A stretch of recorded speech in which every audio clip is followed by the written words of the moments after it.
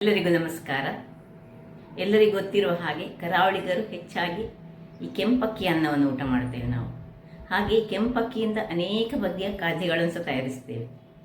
ಇವತ್ತು ನಾನು ಮಾಡುವಂತಹ ಕೆಂಪಕ್ಕಿಯ ಗುಳಿಯಪ್ಪ. ಅದಕ್ಕೆ ತುಂಬ ವೆಜಿಟೇಬಲ್ಸ್ಗಳನ್ನು ಸಹ ಹಾಕಿದ್ದೇನೆ ಮತ್ತು ಕೆಲವು ಧಾನ್ಯಗಳನ್ನು ಸಹ ಹಾಕಿದ್ದೇನೆ. ಹಾಗಾದರೆ ಈ ಒಂದು ರುಚಿಕರವಾದ ಹಾಗೂ ಆರೋಗ್ಯಭರಿತವಾದ ಈ ಗುಳಿಯಪ್ಪ ಅಥವಾ ಅಪ್ಪ ಇದನ್ನು ಹೇಗೆ ಮಾಡುವುದೆಂದು ನೋಡುವ ಮೊದಲು ಯಾರೆಲ್ಲ ನನ್ನ ಚಾನಲನ್ನು ನೋಡ್ತಿದ್ದೀರಿ, ಯಾರೆಲ್ಲ ಇನ್ನೂ ಸಬ್ಸ್ಕ್ರೈಬ್ ಮಾಡಿಲ್ಲ, ದಯವಿಟ್ಟು ಸಬ್ಸ್ಕ್ರೈಬ್ ಮಾಡಿ ಸಪೋರ್ಟ್ ಮಾಡಿ ಅಂತ ಹೇಳುತ್ತಾ ಬನ್ನಿ ಅಡಿಗೆ ಮನೆಗೆ ಹೋಗಿ ಈ ರುಚಿಕರವಾದ ಗುಳಿಯಪ್ಪವನ್ನು ಹೇಗೆ ಮಾಡುವುದೆಂದು ನೋಡೋಣ. ನಮಸ್ತೆ ಮಿತ್ರರೇ, ಇವತ್ತು ಈ ಕೆಂಪಕ್ಕಿಯನ್ನು ಬಳಸಿ ಒಂದು ಅಪ್ಪ ಮಾಡೋಣ. ಕೆಂಪಕ್ಕಿಯ ಅಪ್ಪ. ಇಲ್ಲಿ ಕೆಂಪಕ್ಕಿ ಹೇಳಿದರೆ ಈ ಕುಚ್ಚಲಕ್ಕಿ, ಸ್ವಲ್ಪ ಮಿಕ್ಸ್ ಕುಚ್ಚಲಕ್ಕಿ ಉಂಟು ನನ್ನದು, ಮತ್ತು ರಾ ರೈಸ್ ಅಂದರೆ ಈ ಬೆಳ್ತಿಗೆ ಅಂದರೆ ನೀರು ದೋಸೆ ಮಾಡುವಂತಹ ರೈಸ್. ಇದು ಅನ್ನ ಮಾಡುವಂತಹ ರೈಸ್, ಇದು ನೀರು ದೋಸೆ ಮಾಡುವಂತಹ ರೈಸ್. ಸಮ ಪ್ರಮಾಣದಲ್ಲಿ ಅರ್ಧ ಬೌಲ್ನಷ್ಟು ತೊಗರಿಬೇಳೆ, ಅರ್ಧ ಬೌಲ್ನಷ್ಟು ಹೆಸರುಬೇಳೆ, ಅರ್ಧ ಬೌಲ್ನಷ್ಟು ಕಡಲೆಬೇಳೆ. ಇಷ್ಟನ್ನೀಗ ಎಲ್ಲವನ್ನು ಸಹ ನಾವು ಒಂದು ಪಾತ್ರೆಗೆ ಹಾಕೊಳ್ಳೋಣ. ಒಟ್ಟಿಗೆ ಎಲ್ಲವನ್ನು ಸಹ ಒಟ್ಟಿಗೆ ಹಾಕ್ಕೊಂಡು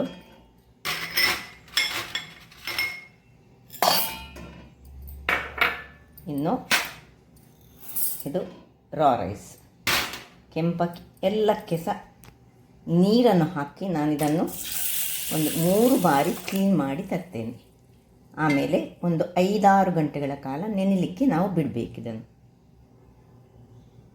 ನೋಡಿ, ಒಂದು ಸರ್ತಿ ನೀರಿನಲ್ಲಿ ನಾನು ಹೀಗೆ ತೊಳೆಯುವಾಗ ಎಷ್ಟು ಕೊಳೆ ಇರ್ತದೆ ಹೇಳಿದರೆ ಇದನ್ನೆಲ್ಲ ಕ್ಲೀನ್ ಮಾಡಿ ಒಟ್ಟು 3 ಬಾರಿ ನಾನು ಇದನ್ನು ತೊಳೆದುಕೊಳ್ತೇನೆ.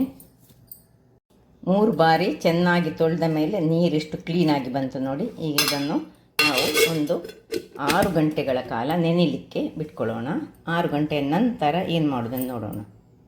ವೀಕ್ಷಕರೇ, ನೀರಿಗೆ ಹಾಕಿಟ್ಟಂಥದ್ದು ಒಳ್ಳೆ ನೋಡಿ ಕುಚ್ಚಲಕ್ಕಿ ಸಹ ಒಳ್ಳೆ ನೆಂದಿದೆ. ಅದರೊಟ್ಟಿಗೆ ಎಲ್ಲ ಒಟ್ಟಿಗೆ ಹಾಕ್ಕೊಂಡದಲ್ಲ, ಅದರೊಟ್ಟಿಗೆ ನಾನು ತೋರಿಸಲಿಲ್ಲ, ಒಂದು ಚಮಚದಷ್ಟು ಮೆಂತೆಯನ್ನು ಸಹ ಹಾಕ್ಕೊಂಡಿದ್ದೇನೆ. ಈಗ ಇದನ್ನೆಲ್ಲ ಒಂದು ಗ್ರೈಂಡರಿಗೆ ಹಾಕೊಳ್ಳೋಣ. ಒಟ್ಟಿಗೆ ಎಲ್ಲವನ್ನು ಹಾಕೊಳ್ಳೋಣ.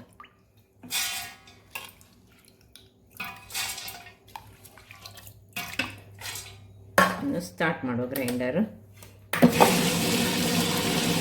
ಅದರೊಟ್ಟಿಗೆ ಇಲ್ಲಿ ಮೆಂತೆ ಉಂಟಲ್ಲ, ಮೆಂತೆಯನ್ನು ಸಹ ಆ ಮೆಂತೆಯ ನೀರು ಸಹ ಅದರೊಟ್ಟಿಗೆ ಇದರೊಳಗೆ ಹಾಕ್ತಾ ಇದ್ದೇವೆ. ಎಲ್ಲ ಒಳ್ಳೆ ಫೈನಾಗಿ ಇದನ್ನು ಗ್ರೈಂಡ್ ಮಾಡ್ಕೊಳ್ಳೋಣ. ವೀಕ್ಷಕರೇ, ಇಲ್ಲಿ ನೋಡಿ, ಇಷ್ಟು ಒಳ್ಳೆ ಫೈನಾದ ಬ್ಯಾಟರ್ ರೆಡಿಯಾಗಿದೆ.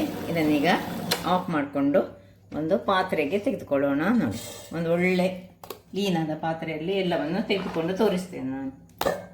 ವೀಕ್ಷಕರೇ, ಎಲ್ಲ ಹಾಕ್ಕೊಂಡೆ. ಮತ್ತು ಇನ್ನೀಗ ಸ್ವಲ್ಪ ನೀರನ್ನು ಹಾಕ್ಕೊಂಡೆ. ತುಂಬ ನೀರು ಮಾಡಿಕೊಳ್ಳಿಕ್ಕಿಲ್ಲ. ನೋಡಿ, ಒಂದೇ ಡೈರೆಕ್ಷನಲ್ಲಿ ಹೀಗೆ ಸ್ವಲ್ಪ ತಿರುಗಿಸ್ಕೊಳ್ಳೋಣ. ಚೂರು ದಪ್ಪ ಕಾಣ್ತಾ ಉಂಟು. ಸ್ವಲ್ಪ ಕಲ್ಲು ಗ್ರೈಂಡರ್ ತೊಳೆದ ಸ್ವಲ್ಪ ನೀರನ್ನು ಹಾಕ್ಕೊಳ್ತಿದ್ದೇನೆ. ತುಂಬ ನೀರು ಸಹ ಮಾಡಲಿಕ್ಕೆ ಹೋಗಬಾರ್ದು. ಎಲ್ಲ ಪ್ರೋಟೀನ್ ಯುಕ್ತ ಪ್ಲಸ್ ರೆಡ್ ರೈಸಿನಿಂದ ಮಾಡಿದಂತಹ, ಅದು ಕುಚ್ಚಲಕ್ಕಿಯಿಂದ ಬಹಳ ಚೆನ್ನಾಗಿ ಬರ್ತದೆ. ಹೆಚ್ಚಾಗಿ ಒಬ್ಬರು ಕೇರಳದ ನನ್ನ ಫ್ರೆಂಡ್ ಇದನ್ನು ಅವರ ಮನೆಯಲ್ಲಿ ಮಾಡಿದ್ರು ಮೊನ್ನೆ, ಬಹಳ ಚೆನ್ನಾಗಿ ಬಂತು. ಅದಕ್ಕೆ ನಾನು ಈಗ ಇದನ್ನು ಮಾಡಿ ತೋರಿಸ್ತಾ ಇದ್ದೇನೆ. ಸೊ ಒಂದೇ ಡೈರೆಕ್ಷನಲ್ಲಿ ಹೀಗೆ ತಿರುಗಿಸಿಕೊಂಡು, ಈಗ ಉಪ್ಪು ಹಾಕೋದು ಬೇಡ, ಉಪ್ಪು ನಾಳೆ ಬೆಳಿಗ್ಗೆ ಹಾಕೊಳ್ಳೋಣ. ಹೀಗೆ ಮುಚ್ಚಿ ಇದನ್ನು ಫರ್ಮೆಂಟ್ ಆಗಲಿಕ್ಕೆ ಇಟ್ಕೊಳ್ಳೋಣ. ವೀಕ್ಷಕರೇ, ಇಲ್ಲಿ ನೋಡಿ, ಹಿಟ್ಟು ಒಳ್ಳೆ ಹುದುಗಿದೆ, ಹೇಗೆ ಬಂದಿದೆ ನೋಡಿ.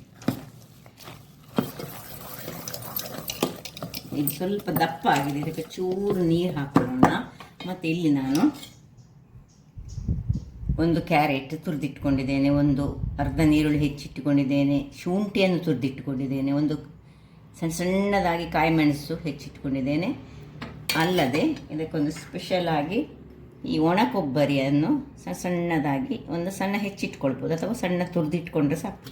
ಇಷ್ಟನ್ನೆಲ್ಲ ಇದಕ್ಕೆ ಒಂದೊಂದಾಗಿ ಹಾಕ್ಕೊಳ್ಳೋಣ. ಕ್ಯಾರೆಟ್, ಕೊತ್ತಂಬರಿ ಸೊಪ್ಪು, ಕಾಯಿ ಮೆಣಸು, ಶುಂಠಿ ಮಸ್ಟ್, ಶುಂಠಿ ಬೇಕೇ ಬೇಕು, ಸಣ್ಣದಾಗಿ ಹೆಚ್ಚಿಟ್ಕೊಳ್ಬೇಕು. ಬಾಯಿಗೆ ಗೊತ್ತಾಗಬಾರ್ದು ಅದು ಶುಂಠಿ ಹಾಕಿದ್ದೇವೆ ಹೇಳಿ, ಬಟ್ ಫ್ಲೇವರ್ ಕೊಡಬೇಕದು. ಇಷ್ಟನ್ನು ಹಾಕಿ ಇದನ್ನು ಮಿಕ್ಸ್ ಮಾಡಿಕೊಂಡು, ಮತ್ತು ಸ್ವಲ್ಪ ಹಿಟ್ಟು, ನಮಗೆ ನೀರು ಬೇಕು, ಇಷ್ಟು ದಪ್ಪ ಬೇಡ, ಸ್ವಲ್ಪ ಇದಕ್ಕೆ ಸ್ವಲ್ಪ ನೀರು ಹಾಕುವ ಮೊದಲು ನಾನಿಲ್ಲಿ ಈ ಅಪ್ಪದ ಕಾವಲಿಯನ್ನು ಇದರಲ್ಲಿ ಇಟ್ಕೊಳ್ತೇನೆ. ಇದು ಬಿಸಿಯಾಗಲಿ ಅಷ್ಟೊತ್ತಿಗೆ. ಸೊ 1/4 ಲೋಟದಷ್ಟು ನೀರನ್ನು ಹಾಕ್ಕೊಂಡೆ ನಾನು. ಇನ್ನು ಉಪ್ಪು, ರುಚಿಗೆ ತಕ್ಕಷ್ಟು ಉಪ್ಪನ್ನು ಹಾಕ್ಕೊಳ್ಳೋಣ. ನಾವು ನಿನ್ನೆ ರಾತ್ರಿ ಉಪ್ಪು ಹಾಕಲಿಲ್ಲ, ಅದರಿಂದಾಗಿ ಎಷ್ಟು ಉಪ್ಪು ಬೇಕು, ತುಂಬ ಉಪ್ಪು ಹಾಕ್ಕೊಳ್ಳಿಕ್ಕೆ ಹೋಗಬೇಡಿ. ಹದದಲ್ಲಿ ಉಪ್ಪನ್ನು ಹಾಕ್ಕೊಂಡು ಇದನ್ನು ಚೆನ್ನಾಗಿ ನೋಡಿ, ಸ್ವಲ್ಪ ನೀರು ಹಾಕಿದ್ರಿಂದಾಗಿ ತೆಳು ಬಂತು. ಹೀಗೆ ತಿರುಗಿಸ್ಕೊಳ್ಳೋಣ. ಈ ರೀತಿಯಾಗಿ ಸ್ವಲ್ಪ ಪೋರಿಂಗ್ ಕನ್ಸಿಸ್ಟೆನ್ಸಿ ಬೇಕು ನಮಗೆ, ಇಲ್ಲದಿದ್ದರೆ ದಪ್ಪ ಆಗ್ತದೆ. ಇಲ್ಲೀಗ ಇದು ಕಾವಲಿ ಬಿಸಿ ಆಗ್ತಾ ಬಂತು. ಅದಕ್ಕೆ ತುಪ್ಪ, ಸ್ವಲ್ಪ ತುಪ್ಪವನ್ನು ಗ್ರೀಸ್ ಮಾಡ್ಕೊಳ್ಳೋಣ.